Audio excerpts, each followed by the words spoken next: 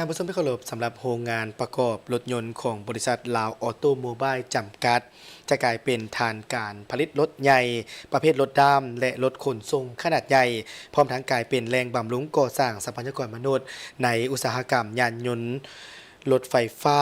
ภายหลังที่มีการเซ็นสัญญาร่วมมือ4ฝ่ายระหว่างบริษัทลาวออโตโมบายจำกัดวิทยาลัยวิสาชีพเมืองหลิวโจวประเทศจีนบริษัทรถยนต์ตงฟงเหลวโจวจำกัดและวิทยาลัยเทคนิควิชาชีพแขวงคำม่วน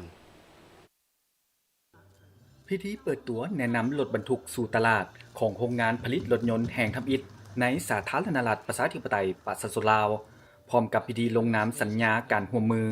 ระหว่างวิทยาลัยและวิสาหกิจได้จัดขึ้นในวันที่ 2 มิถุนายนที่บริษัทลาวออโตโมบายจำกัดโดยการให้เกียรติเข้าร่วมของท่านติงคำสุรินทรรองหัวหน้ากรมอาชีวศึกษา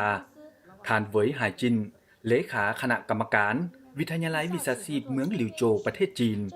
พร้อมด้วยคณะผู้บริหารครูอาจารย์และนักศึกษาเข้าร่วมในพิธีท่านถังไข่ประธานบริษัทลาวออโตโมบายจำกัดได้กล่าวว่าความสำเร็จในการเปิดโรงงานประกอบรถยนต์แห่งทับอิฐนี้ถือเป็นบาดก้าวกระโดดอันสำคัญ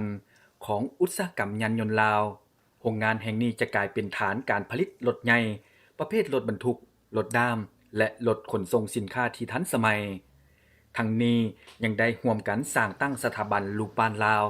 เพื่อเปลี่ยนโรงงานให้กลายเป็นสถานที่เชื่อมโยงระหว่างอุตสาหกรรมและการศึกษาบำรุงบุคลากรให้สามารถนำใช้วิทยาการใหม่ๆให้ได้อย่างมีประสิทธิภาพท่านเวียงสวรรค์พัทธวงศ์ผู้อำนวยการวิทยาลัยเทคนิควิชาชีพแขวงคำมวนได้แสดงความยืนยันถึงมากผลของการร่วมมือนับตั้งแต่ปี 2020 เป็นต้นมาในการสร้างหลักสูตรรถยนต์ไฟฟ้าและการฝึกอบรมครูอาจารย์นักเรียนซึ่งผ่านมาฝ่ายจีนได้มอบทุนการศึกษาให้แก่นักศึกษาแขวงคำมวนไปเรียนต่อที่ประเทศจีนแล้ว28ทุนปัจจุบันบางส่วนได้สำเร็จการศึกษาและเข้ามาฝึกงานเพื่อเพิ่มทักษะและเกียมบรรจุเป็นพนักงานประจำโรงงานแห่งนี้ในโอกาสนี้ตัวแทนของบริษัทลาวออโตโมบายจำกัดวิทยาลัยวิชาชีพเมืองหลิวโจวบริษัทรถยนต์ตงฟงเหลวโจวจำกัดและวิทยาลัยเทคนิควิชาชีพแขวงคำมวน